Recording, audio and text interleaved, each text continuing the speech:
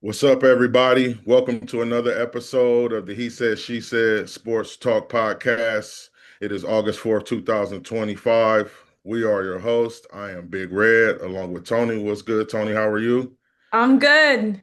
How are you? That's I'm good. I'm good. There was a football game played last week. Hallelujah. Yeah, good to see it for sure.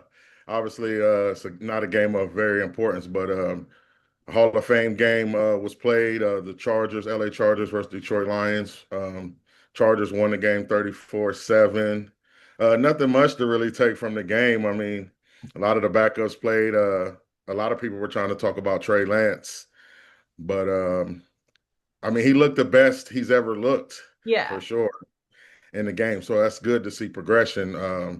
Jim Harbaugh, he has a way with quarterbacks sometimes. So, maybe he's getting to him or whatever. But no, what's your take on football being back? Yeah, I mean, from that game specifically, there's not a lot to get. Like we said, Trey Lance looked good, and that's great. Seems to be a good situation for him, a good fit, and Yeah, God forbid he has to step in. It looks like yeah.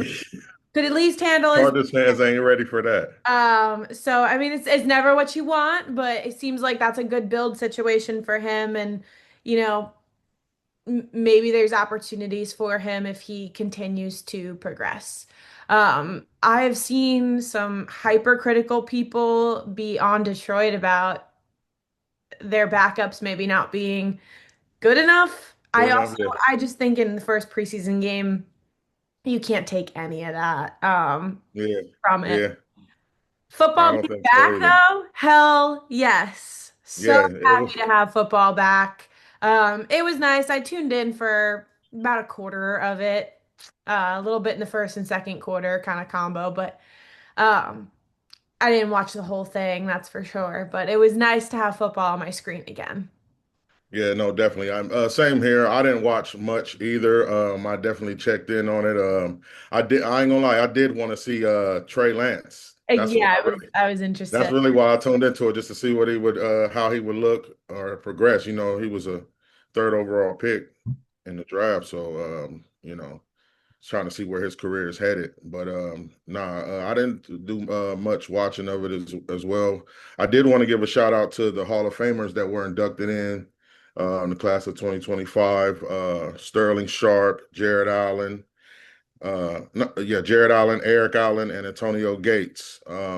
Congrats to those guys for sure. Sterling Sharp joining him and Shannon are in, so they're the first brothers to ever be inducted. So shout out to the Sharp family for that. I'm sure that's good for them. More NFL news. Micah Parsons requested a trade. Um, we've been kind of touching on it a little bit, not really making a big deal of it because nothing really happened, but he had something to say about the trade. He basically just told him he didn't want to be a Cowboy no more, and he was turning in his trade request personally. So what's your take on it? How do you feel about that? And do you think they will still possibly get a deal done? Yeah, he wrote a novel in his notes app and posted it straight to social media. Um, it's very interesting tactics by the Cowboys to alienate your 26-year-old all-pro edge rusher, especially with the market on edge rushers Their right now. best player. He's their best player. Um, Not what I would have done. Yeah. But also as a Bengals fan, it's really hard for me to say they shouldn't have waited so long because all we do. Um, But at least your owner is not antagonizing the player and, like you said, But alienating the player. I do think there was definitely a little bit of antics going on that led him to feeling like, hey, I don't even want to be here. Um, Yeah. that being said, for the right price, I think he'd stay.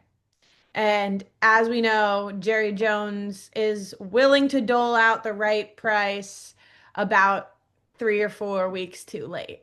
So if Yeah. you Yeah. hang on and they're not entertaining trades, which I don't think they're going to be entertaining trades, I think they'll eventually offer him what he wants to see and he'll begrudgingly come back and take his bag.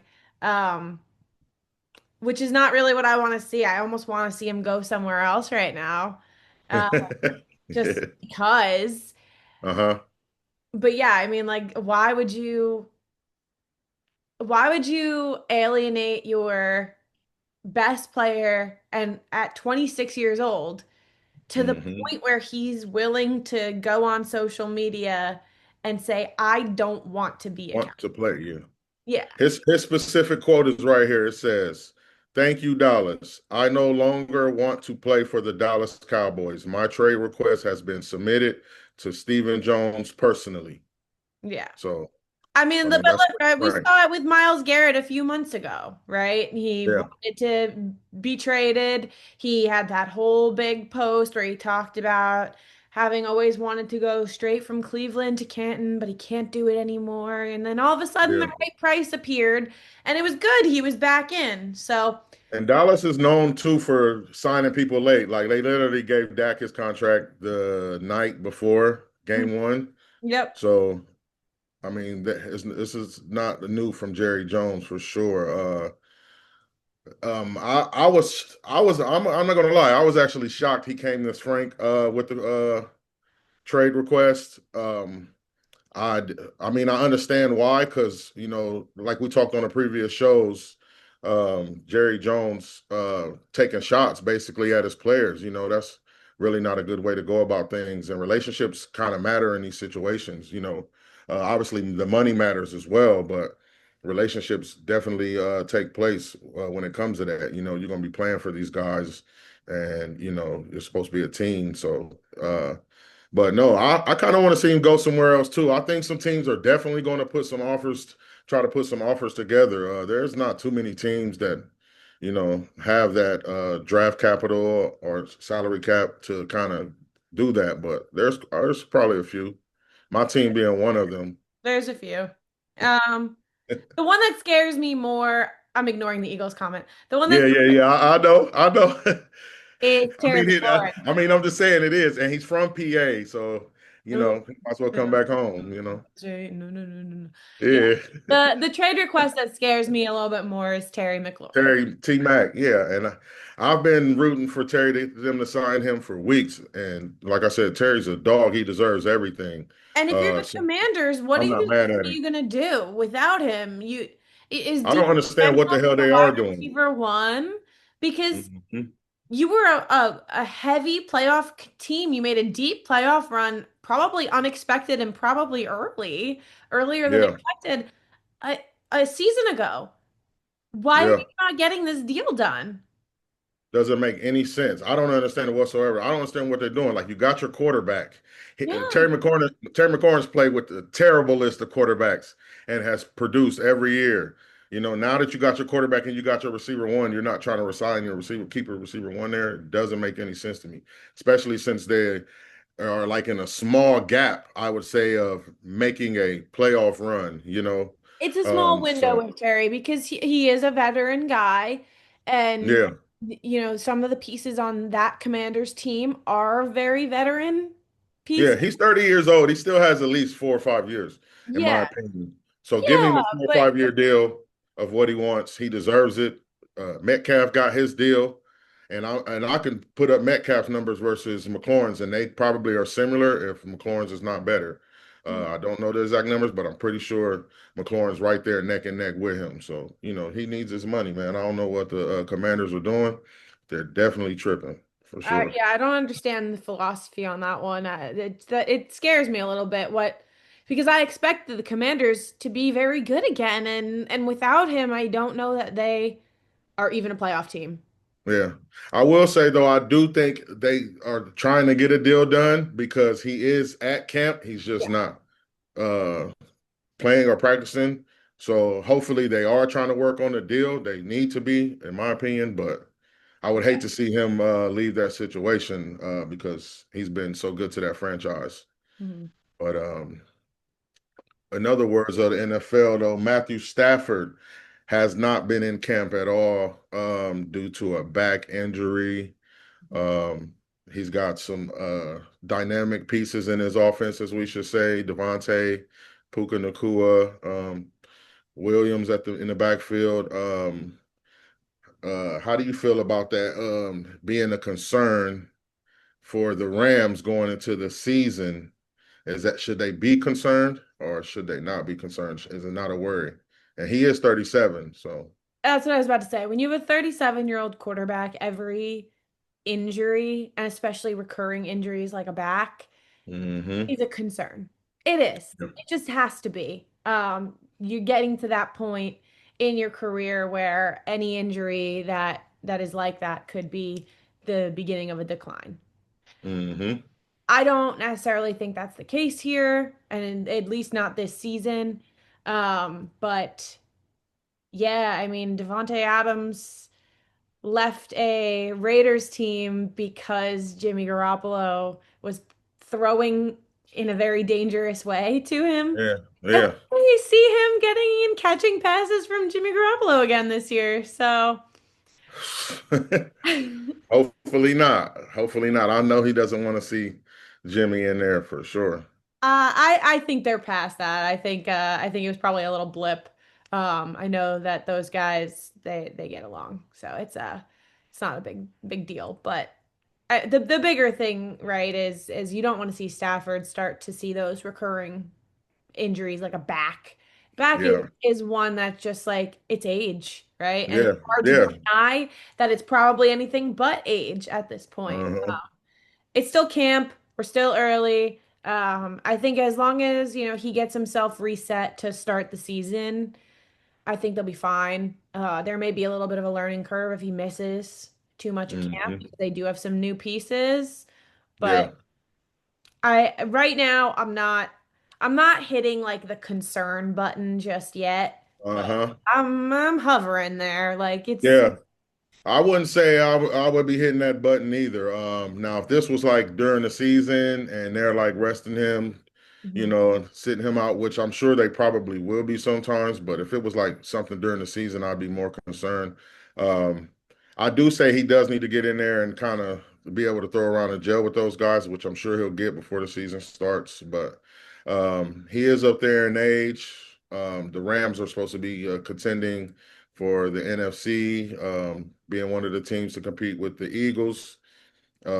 So it's definitely going to be important. He's the number one key to that. If that goes out, then the Rams are not irrelevant, in my opinion, without Stafford. So it's something, like you said, it's not necessarily a concern yet because of his age, but it'll definitely get there. Season starts and he's not in there like he should be.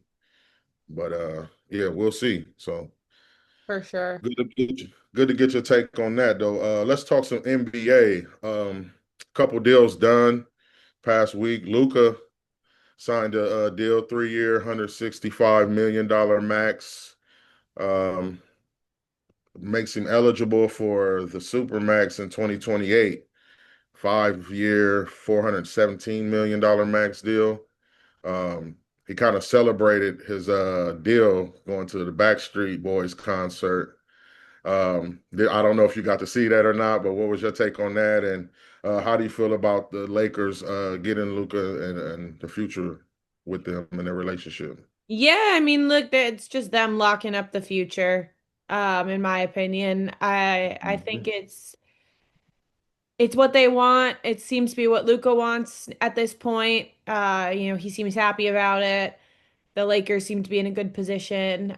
They're happy. They have their guy for the future.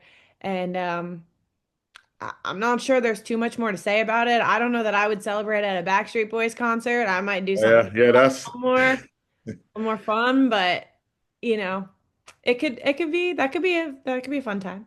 yeah. I mean, maybe that's just his thing. I don't know. Maybe they just had a show there in LA that night, and 90s boy bands is yeah, yeah. I don't know. I mean, you never know. I mean, he's from overseas too, so maybe his take on music is a little bit different from ours. the Maybe. 90s didn't make it out there until the Yeah, 2000s or yeah. something.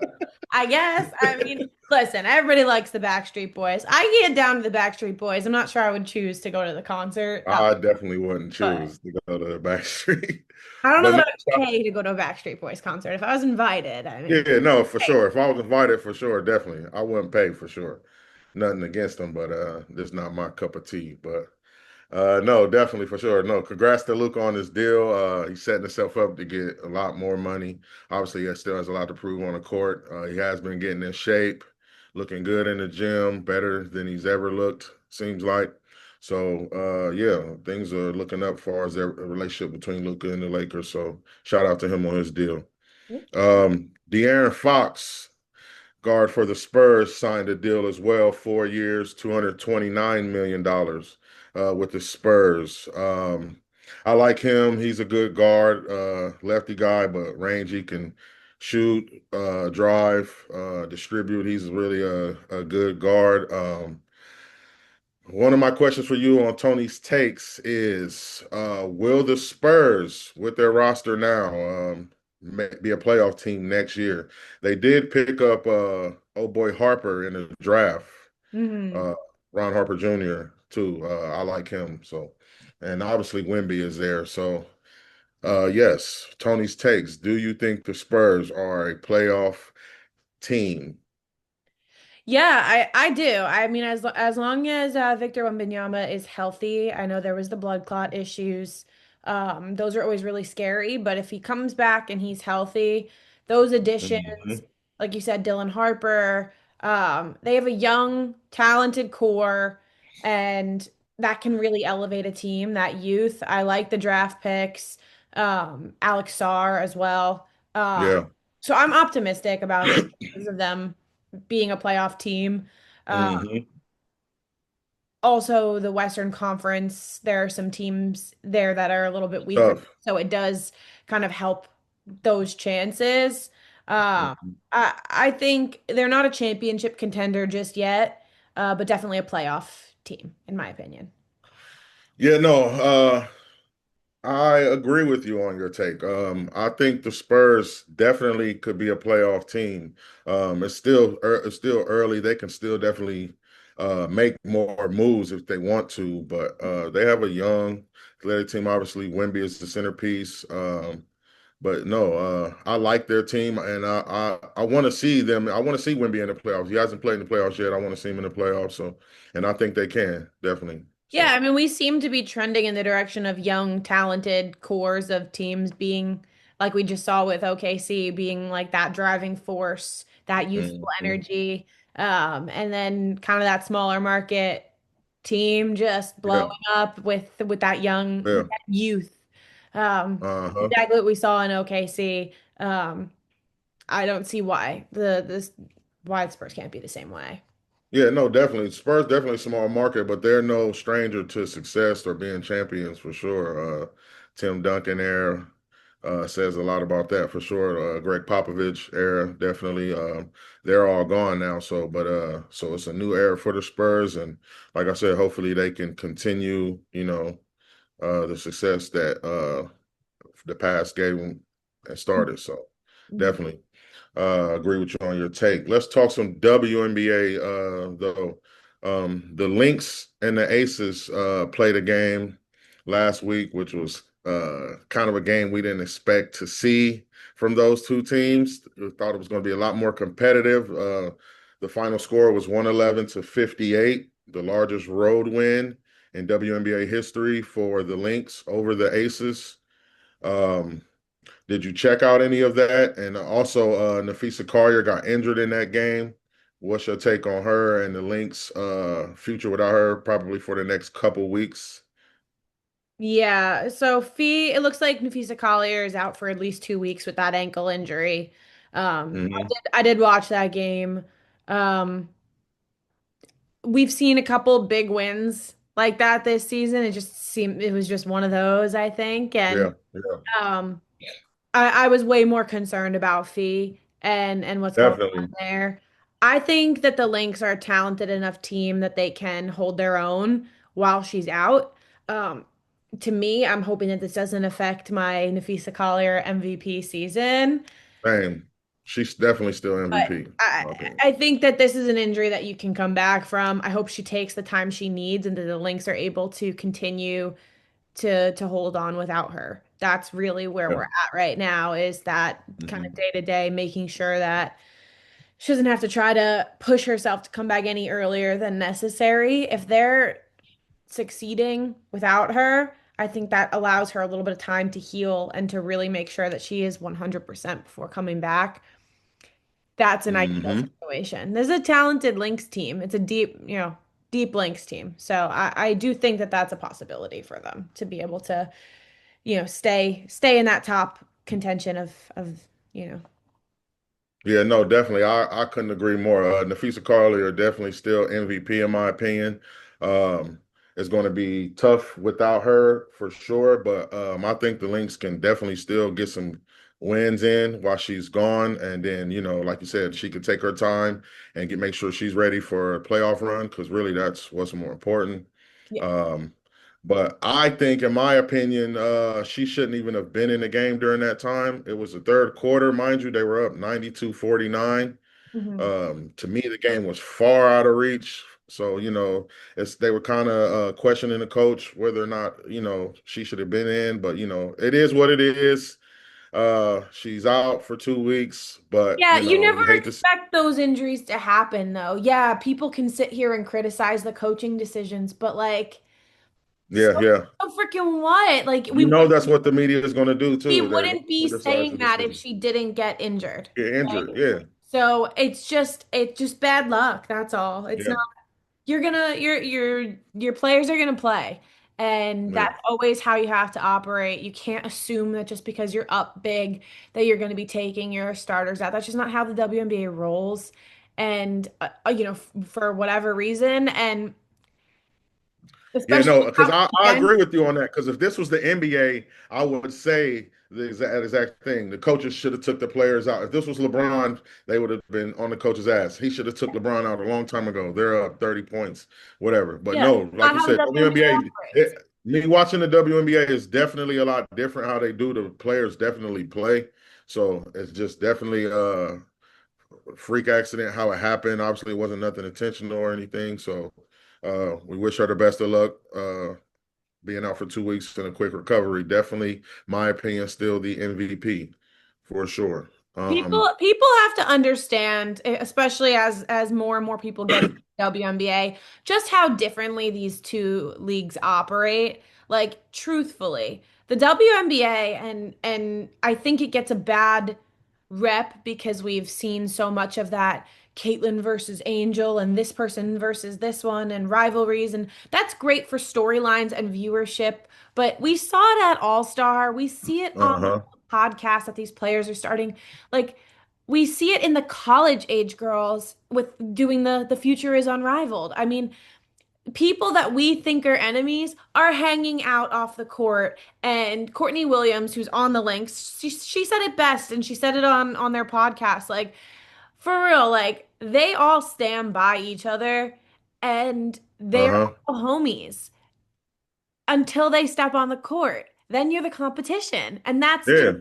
how everybody rolls because the W has for so long been so self-sufficient and so self-isolated, and they got to look out for each other, that they've Mhm. always all been friends. And this whole Yeah. rivalry shit, it's just not the same as the stuff that goes on in the NBA. I also think that, and I'll just say it, I just think men are a little bit more sensitive. And when they have rivalries, like they just feel them so deep and like the W, it's just not that deep. Like, I mean, Yeah, no. two of the most I talented wouldn't say I players. was I wouldn't say sensitive. I would just say it's more ego. It's more ego Sure. thing, We'll call it ego. We'll call it ego. Men No, are for real. babies. Men are babies, okay? Are they? They're Nah. egos. You can call it ego. It's basically just them being It sensitive is an ego thing because, emotionally. like you said, believe it or not, a lot of the NBA players, like you said, they don't hate each other. It's just competition. A lot of them guys train with each other. This and that. It just so happens sometimes you have some of the top players in the league that really don't like each other. There are players that are in the league that people just don't like. There's always those players where you're like, I just don't like that person. I don't want to see him in the off season. I don't want to hang out with him. I don't like him. You know what I mean? So it goes both ways with it, but I get where you're coming from with it. But I wouldn't say it was sensitive though, Oh, my okay. Well, that's shocked. opinion. Um, it But just no, speaking of is just different. They just operate a little differently because it wasn't an a high viewership situation where they were super profitable like the NBA. The girls, the women have to look out for each other. Yeah, It forms a different kind of bond, and they're all off the court, like they're all good. And maybe there's a little bit of a Angel Caitlyn rift, but I just don't think that it exists the way that the media likes to portray it. And I don't think yeah. any of these rivalries exist the way the media likes to portray it. Yeah, obviously, 100%. I couldn't agree with you more on that for sure. Definitely. Um, I know we was talking about Collier being out for a couple of weeks, but there was a trade in the WNBA between the Lynx and the Dallas Wings, where the Wings sent reigning most improved player Dejanay Carrington from Dallas in exchange for Diamond Miller, Carly Samuelson, and a 2027 second round pick. What do you think of that trade? I think Dallas is And does it help the Lynx? Who won the Help trade? the Lynx. Probably. I mean, it's good for the Lynx, but really, what this is Dallas is just fumbling everything right now. They don't know how to proceed. They don't know how to operate.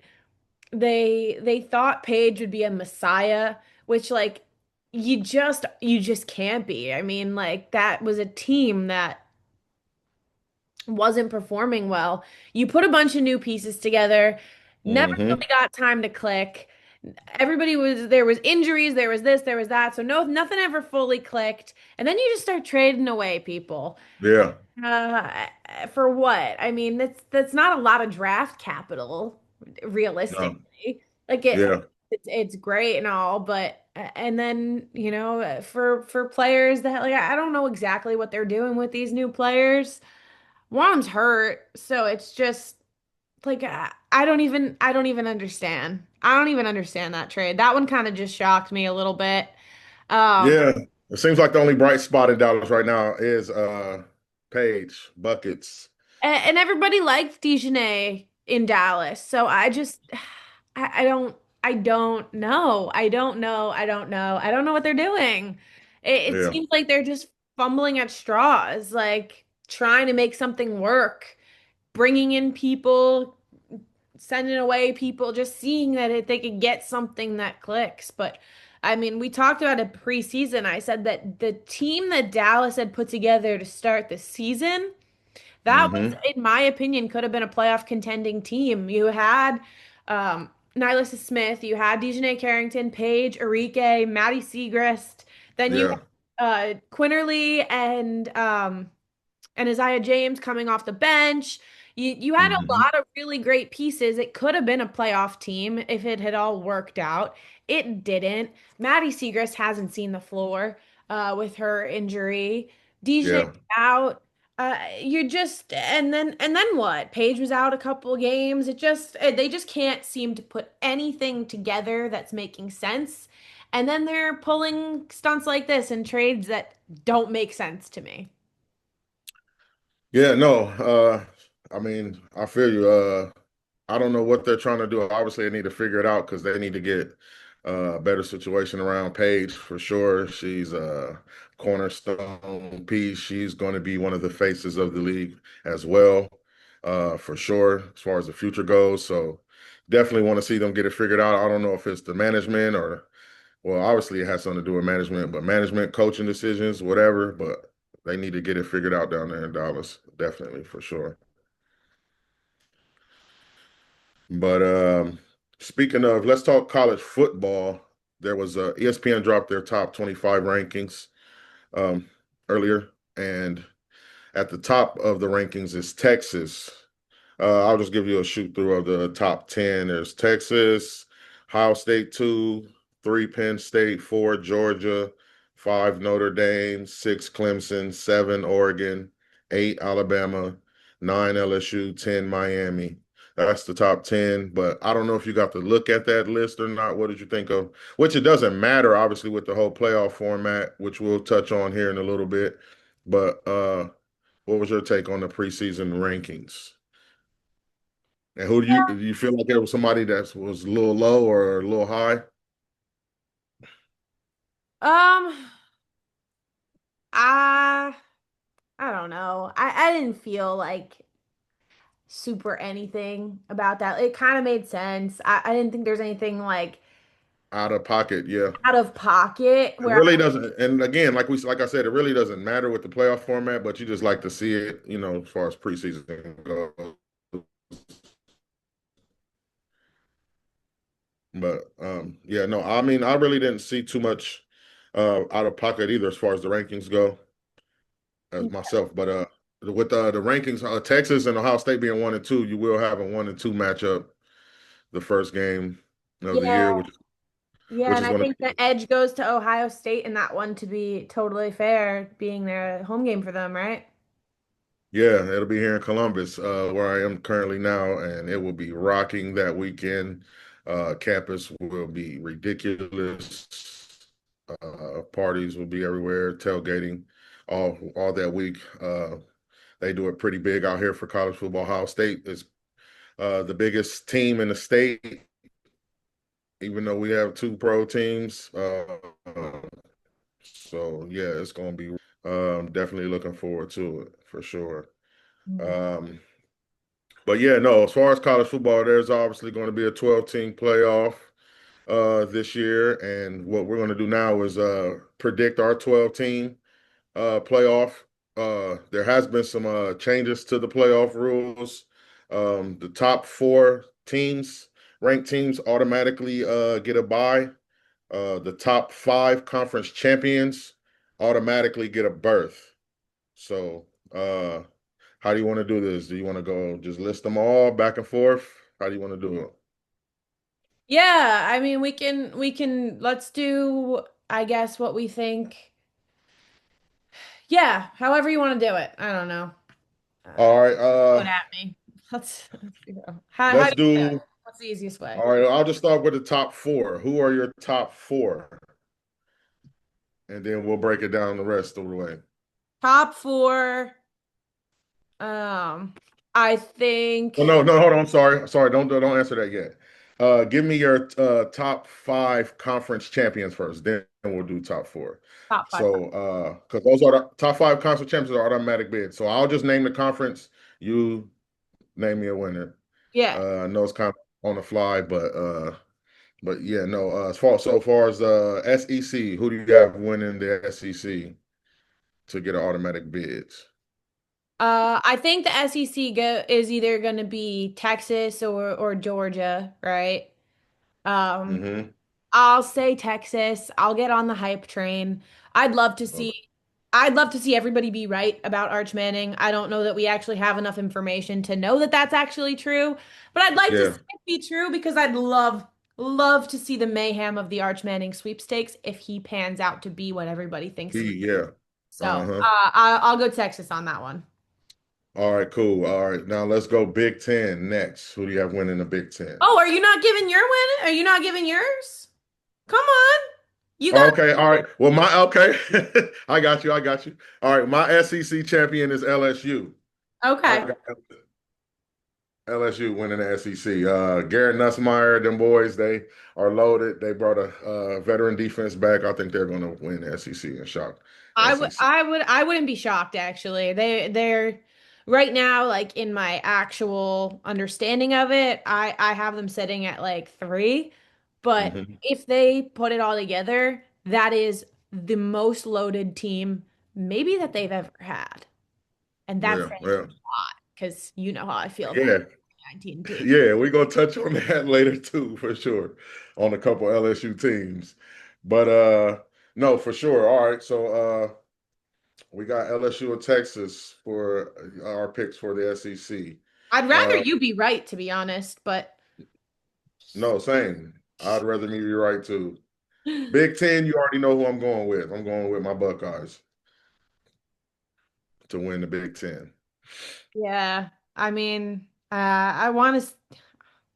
I think it could be Oregon. I want to see it be Oregon, but and Okay. so I'll say Oregon just to pick against you, but I think it'll be Ohio State. Okay.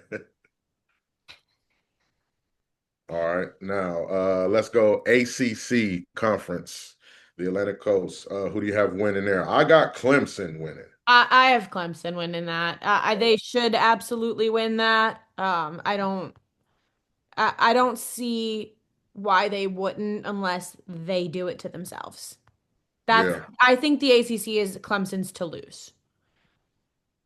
Okay. Yeah, no, I say yes, Clemson's to lose for sure. Everybody say Miami's gonna. I just don't trust Miami, man. No, and When and this Clemson team, they were overrated heading into 2024.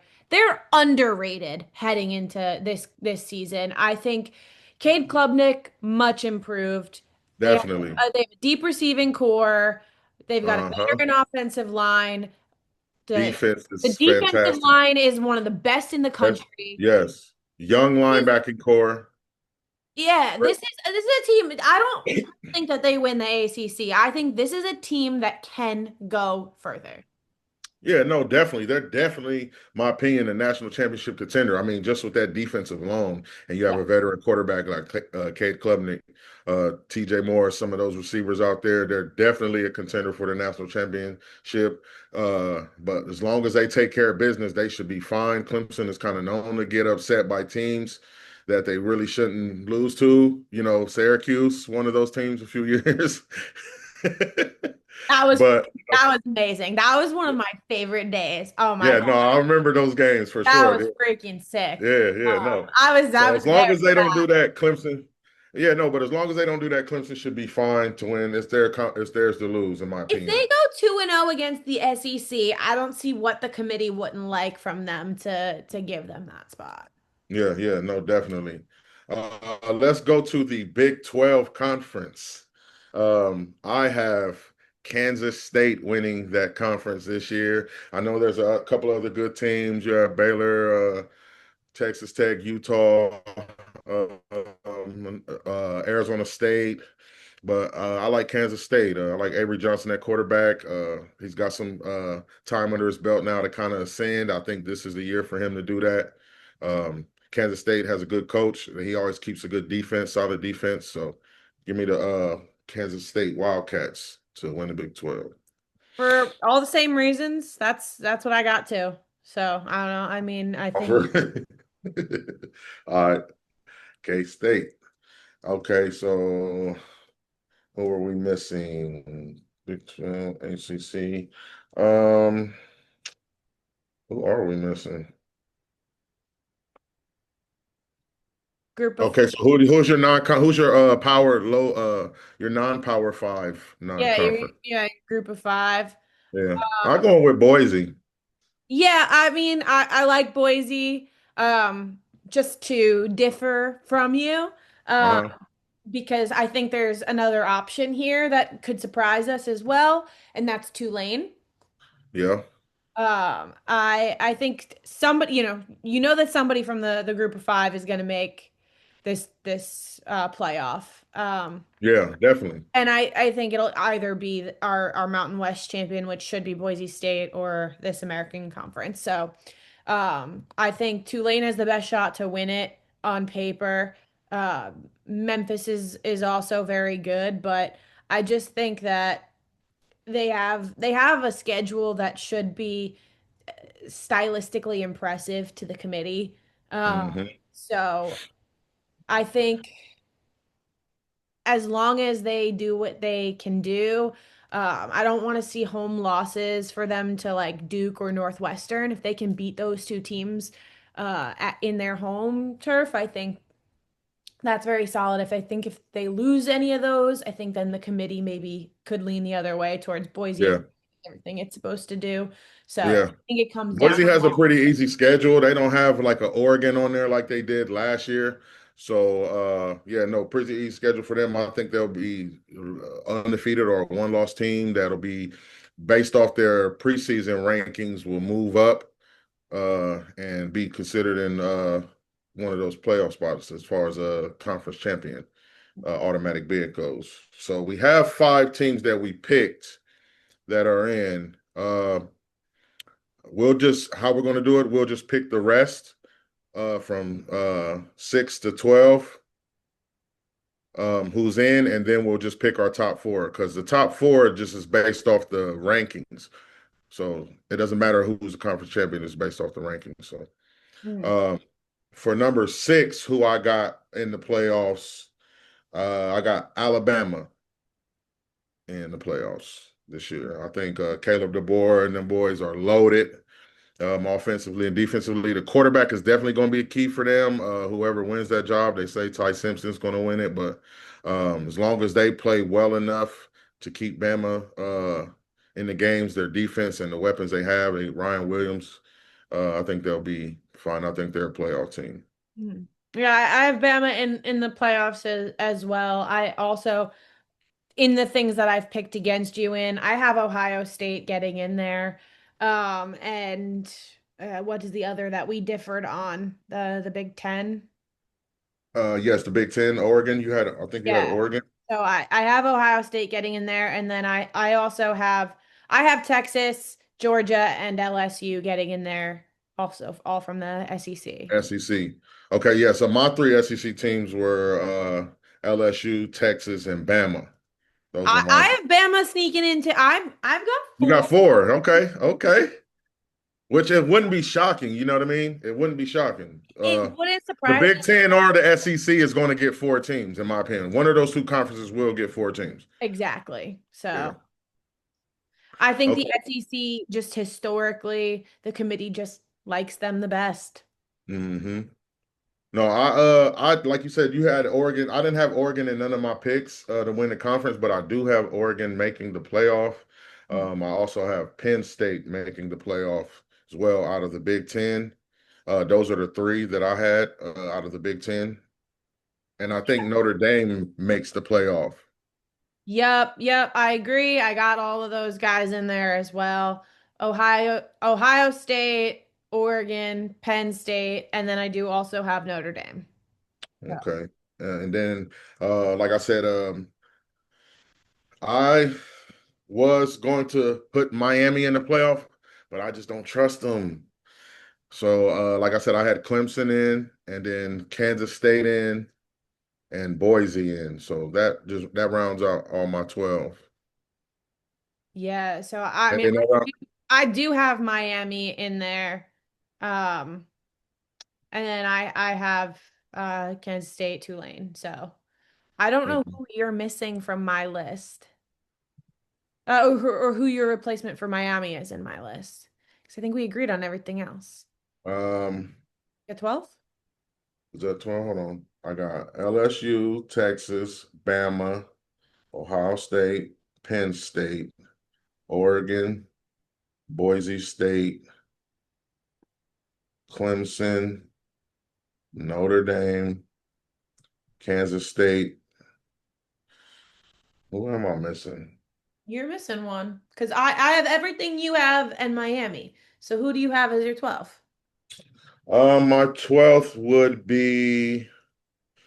Like an Ole Miss or I like Ole Miss this year too. I'm surprised. That's crazy you even mentioned that. I do like Ole Miss. I love their quarterback, the young guy Simmons. Ole Miss, I'm A&M, gonna take Tennessee Georgia. I'm gonna State. put Georgia in there. Didn't you have Georgia in I didn't have Georgia in there. there? That was one that You you had that I didn't have. gotcha. So I would put Georgia in there over Ole Miss. So Okay. yeah. Who would you have as your top four seeds out of all those teams you picked? 1 through 4. I'll We go we can start at 4 or start at 1.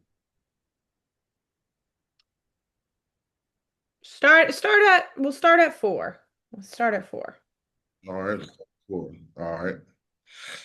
And it doesn't matter if they're conference champion or not. It just matters about the ranking. The top 4 highest ranked teams Mm-hmm. will get buys. Mm-hmm. So who are those 4 teams? So you have 4 for me. I have Penn State.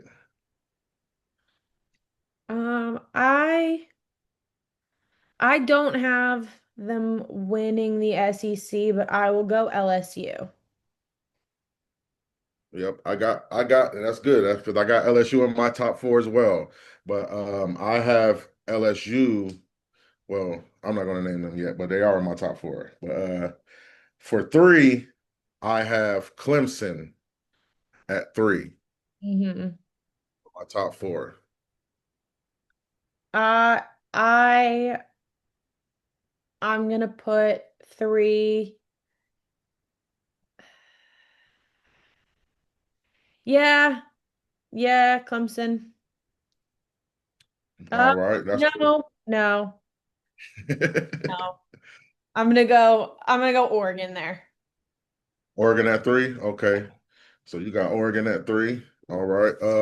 At 2, I have Ohio State. My Buckeyes at 2. I have Ohio State there. And at 1, I have LSU. So I have them winning the SEC, and I think they will be the number 1 seed going in. I'm going Texas there. That's where we differ. I think um I just really want to buy into the hype. I do. I'm gonna be so for real with you. Like I could be so completely I'm wrong. gonna just tell you like this: if Arch Manning comes into Columbus and pulls out a win, the hype will train will be chewing because it'll be started for sure. I think yeah, I don't know. I see Ohio State being better than Oregon, but Oregon like low key pulling out the Big Ten just Uh-huh. just because. A Yeah. little bit of schedule, a little bit of luck, a little bit of, you know, Mm-hmm. this and that. No, Oregon's loaded. They just it depends on they got a new starting quarterback this year, Dante Moore. He's a 5-star guy. The hype has been around him. He was transferred from UCLA. Was there for them 1 season. He sat a season this past year behind Dylan Gabriel. He's ready to go. So the hype train is there. Hopefully. I like Dan Lanning. I like the Dan Lanning offense. I've bought into that. Yeah. Yep. I know So you it's do. Yeah. hard for me to, but I do think the committee will end up giving the slight edge to Ohio State. Um, and that they'll have a slightly better record going in. So, Got you. but All yeah, right. that'd give me two SEC and two Big Ten teams in my four, which is similar to last year. Yeah. No, definitely. Now, for the last question, who is your this year's national champion? Now, you know I'm biased. I'm gonna go with Buckeyes, but I'm gonna pick a team besides the Buckeyes, okay? Mhm. You know I'm gonna pick the Buckeyes because that's who I want to win. But I'm rocking this LSU train, man. I like LSU. And a small part of me wanted to pick Clemson, but I'm gonna go with LSU to win it, and 1A, 1B, LSU, Clemson. But if Ohio State doesn't win it, those will be the teams that I think will win it. So I actually am going, this is where I'm going LSU, but I want it to be a fun surprise. I want it to be a little bit underrated, a little bit like low key, but they put it all together. Yeah, I would love to yeah, see yeah. Okay, yeah, I get you. Where they're not like a top team, but they make the playoffs, then they kind of go in, kind of like what Ohio State did for real. They lost to that. Michigan, they were down, and then they ran through everybody in the playoffs. Yeah, no, Yeah, for I sure. want to see I want to see them go in a little underrated and then just bulldoze everybody. Yeah, no, for sure. I like LSU. Their defense is tough. They bring back a veteran D. They picked up a lot of good pieces in the transfer portal on the offense for Garrett Nussmeier. He came back to win a natty. So, yeah, if my Buckeyes don't get it, I see LSU getting it for sure. And Clemson a 1B in that. But with that being said, you guys, we appreciate you guys for listening in to the He Said, She Said Sports Talk podcast. We are your hosts. I am Big Red. This is Tony. We appreciate the support. You know that. And as always, you guys, it is love and peace.